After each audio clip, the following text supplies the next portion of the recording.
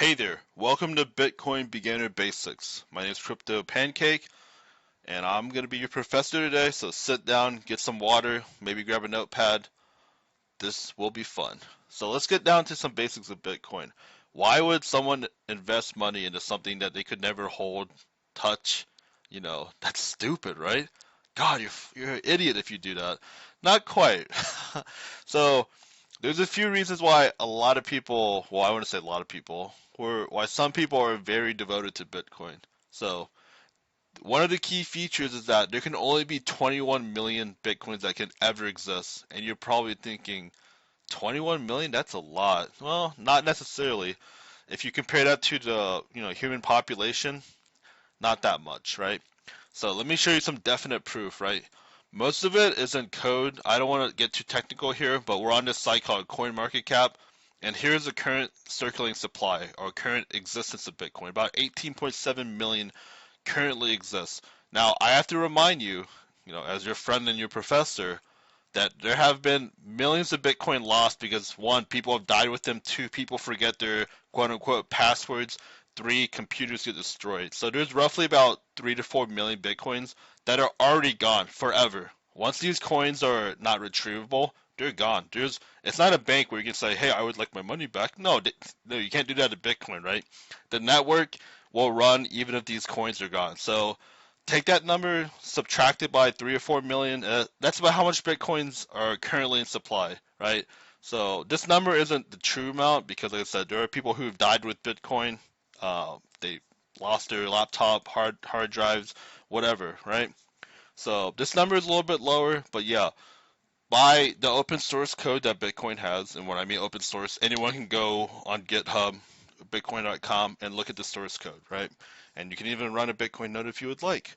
But not to get too sidetracked with all the technical data, 21 million Bitcoin. Why is that? It's not a high number, guys. It's honestly not a high number. Let's look at the human population, or an estimate from 2021, right? Roughly 7.8 billion people on this planet. Roughly. So we'll do just for easy calculation's sake, we'll do 8 billion. So if we do 21 million divided by 8 billion, this is how much Bitcoin you would get if it was distributed equally. And I can guarantee you with the 99.9% accuracy, that's never going to happen. There's no way everyone's going to get an equal fair share of Bitcoin, right? And let me also remind you, less than 2 to 3% of the world has any amount of Bitcoin, right? So this is very comparable to being an internet user in 1997. I know some of you guys were born in 1997. Awesome, congratulations. I was born a little bit, before that, a couple years. All right, not too much about me. But just think about how the internet was in 1997, right? It was slow as shit. You couldn't do anything. It would take like an hour to load a picture. If you try to load one of our pictures today, right? It would probably take a year, because they were doing like kilobytes back then, right? And we just do megabytes or gigabytes in seconds, right? So just think about how early you could be if you get into Bitcoin soon. You don't have to do it right now. You can always think about it, right? So again, less than 2 to 3% of the world has any amount of Bitcoin, right? And I'm talking like 0.00001 Bitcoin. That even counts, right? Maybe like $2 a Bitcoin. That still counts into the statistic. And for this amount of Bitcoin, you're probably asking, well, isn't that a lot of money? Well, let's go to the current price of Bitcoin. Roughly, let's just do $36,000, right? Multiply this by the current price of Bitcoin, and this is how much you would have to put into quote unquote Bitcoin, like buy it, to get the equal amount, which is $94, right? $94. That's like what, 5 OnlyFans subscriptions, 3 meals out, 6 meals out if you're eating by yourself. It's not that much. And imagine if you would do this on a monthly basis, where you buy $100 worth of Bitcoin every month. Oh man, imagine what the price of Bitcoin could be later in the future, right? Like I said, an infinite amount of dollars can be printed. And I know you're laughing. That doesn't make any sense. Yeah, they can infinitely print as much dollars as they want, and they have been, and they will. They will continue. And it's not just a dollar, it's every currency, fiat currency, paper currency. They can print it as much as they would like, right? Bitcoin, 21 million. It's a finite number. When you have an infinite number versus a finite number, I mean, you don't have to be good at math to figure this out, right? I mean, let's just go look at the charts. There is a reason why Bitcoin started at 6 cents, guys. Okay? If you go to this chart here and just look at the candle all the way to the bottom left, this is July 1st, 2010. Bitcoin was 6 cents. You could get one Bitcoin for 6 cents. And it even dropped 4 months later in October. It went to one cent. A little crash. I mean, today it's roughly $36,000. Let's just do a little calculation, okay, guys? Don't worry, I won't make you do it. I'll do it for you once I can get this tool working. Okay, we'll go from the beginning of Bitcoin to, let's just do today's price so we don't, cherry pick our data. So the beginning of Bitcoin to today's price is roughly, okay, hold on. Give me a second. That's 6 million% gain. That's 6 million%. I don't even think Amazon did that high of a gain, right? So you're asking yourself, this is not natural, right? No, it's not natural. It's not this is an exception. It's very exceptional. Like I said, you have an infinite amount of dollars that can be printed and only 21 million Bitcoins that can exist. What do you think is going to happen? What do you what do you think is going to happen? Come on, guys. It's not rocket science. It's not rocket science. And you're probably asking yourself, well, isn't just fake? Like, what's this based on, right? Let me ask you something. What's the U.S. dollar based on? It's not based on gold anymore. After 1971, they cut that link. You can't go inside a bank and say, hey, I would like to exchange my dollars for gold. And they would just look at you like, dude, get the fuck out of here, stupid ass boomer. No, after 1971, Nixon said, nah, no more. So just print as much dollars as you want. We don't have to keep as much gold, right? So that's pretty cool. A little history fact for you guys. But yeah, I mean, Bitcoin, and I keep going about this 21 million, 21 million, 21 million. It is a key component because inflation, again, a lot of us aren't taught about inflation in school. We're taught, to do different things like calculate the side of a triangle. Hey, hypotenuse, that's going to get me a really good job. Taylor series of a function, or stoichiometric ratio for an equation.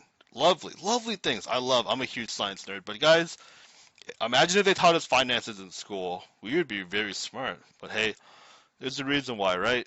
So let's just go look at the visualization of the purchasing power of a dollar, okay?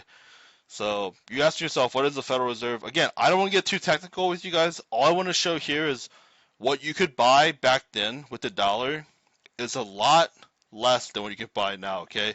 If you think about the price of just regular goods like eggs, bread, milk, they were pennies back then, okay? Not about 100 years ago, they were pennies. You could buy these things for pennies, right? And if you look at today, it might cost you like $4 for a good loaf of bread, you know? There's a reason for that because over time we keep printing money. It's not like we have to keep printing money. That's just how it works. It's inflationary, right? But with Bitcoin, it stops at 21 million. And you're asking me what will stop it, right? Well, code. Remember, code is law for computers, right? And what is Bitcoin?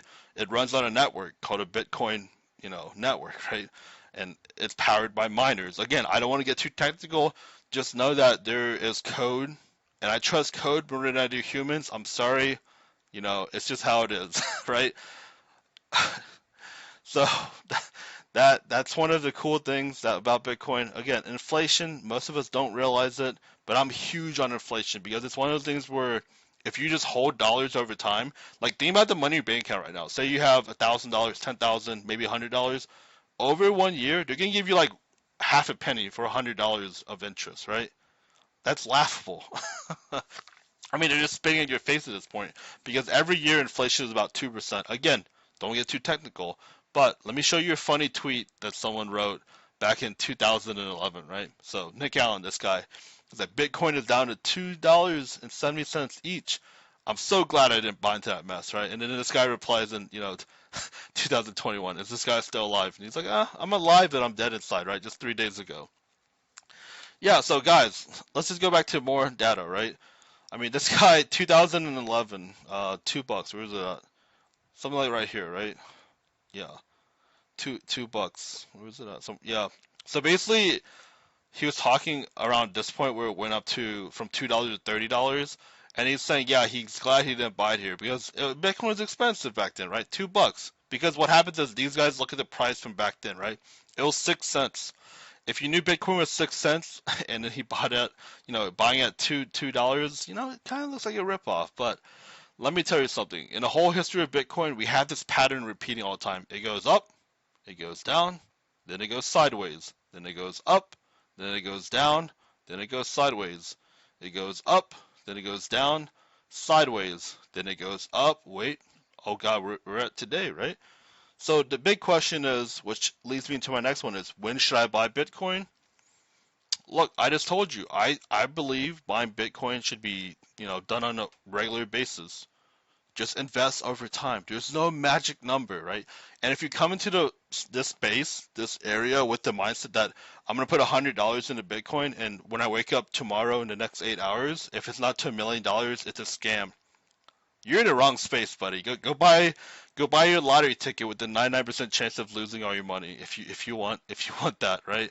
This space is no gamble, right? If you want to play in this space, your best chance is to buy over a period of time. And I'm not here to degrade you or make fun of you.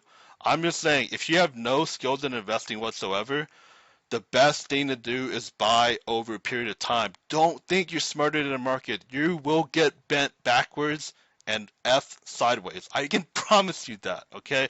Everybody wants to think they're smarter than markets. Let me tell you, the people in this space, these guys are psychopaths, maniacs, everything, and they love numbers, okay? You will get bent over, okay? You might get lucky a few times, and you might think, you're a wolf on Crypto Street or wolf on Wall Street. I promise you, you will be humbled very, very quickly. So, again, buying over a period of time is your best method, okay? Investing slowly to get rich slowly, okay? And I'm not saying invest for, the next 30 years of your life, because I do believe eventually Bitcoin could, rival the value of gold. And obviously, Bitcoin's a lot higher than gold, but there exists more gold on this planet than there are Bitcoin. So if Bitcoin would be ever, comparable to gold, we would be like $500,000 for each Bitcoin, right? Again, I can't predict the future. All I'm saying is that if they can infinitely print money, and we have only 21 million, a finite number, it doesn't take a genius to know what's going to happen, right? One side's going to increase over time. Again, over time. It's not when you buy Bitcoin, it has to go to $1 million. I promise you it won't, okay? You buy Bitcoin this month, you wait another month, you buy a little bit more, you buy $100 more, whatever your budget is set for, okay? Again, not financial advice, it's just what I would do if I was new into the space. Again, it's very hard to say when to buy Bitcoin. Like I said, just do it over a period of time. But yeah, that's essentially one of the biggest arguments of why Bitcoin is popular, right? There's a reason why big companies on Wall Street, Tesla, there's a lot of MicroStrategy. Those guys have billions of dollars worth of Bitcoin right now. And it's for no, I mean, a company like that wouldn't invest in Bitcoin if it was a scam, right? I mean, just think about it. Again, Bitcoin is somewhat comparable to people who used the internet back in the early or late 90s. The technology is very early, okay? And not a lot of people on this earth realize the potential, and you have to be quite lucky to land on this video. I'm not trying to like boost my ego or anything. I only have like 9 subscribers, but all I'm saying is that if you can take the time to get this far into the video, I think you're teachable, you're learnable, and I think you'll make a good fit here. But anyhow, I'm gonna leave a link in the description. It's a site called Coinbase. I use this myself personally. I've used this for about 4 years. They're awesome. They give like not giveaways, but they have educational content too, where if you take a quiz, they'll give you some, reward tokens. But you can use this site to buy your Bitcoin. I recommend you to buy it there because it is one of the most reputable exchanges in the space currently. And if you're within the US, it's regulated by a lot of institutions. So it is quote unquote legal. I mean, it's pretty much one of the most legit exchanges you can buy from. Obviously, you need to provide, identity information. They want to make sure you're like a human being, you're not a crazy person. So yeah, you gotta give them your ID, your passport, verification, all that stuff. any stock instruments or any market instruments, you have to do that. So I'll leave the link in my description. And if you buy $100 worth of Bitcoin, you get an extra $10 worth of Bitcoin, right? And it also helps support people like me because I'll get the $10 too. It helps both of us, okay? So that's pretty much my spiel on Bitcoin. I'll have more topics later for my Bitcoin beginner basic series. So if you have any recommendations that you are struggling to understand or you would like to know more about, please leave them in a comment below. Don't forget to like, don't forget to subscribe, and I'll see you guys on the next one. Bye bye.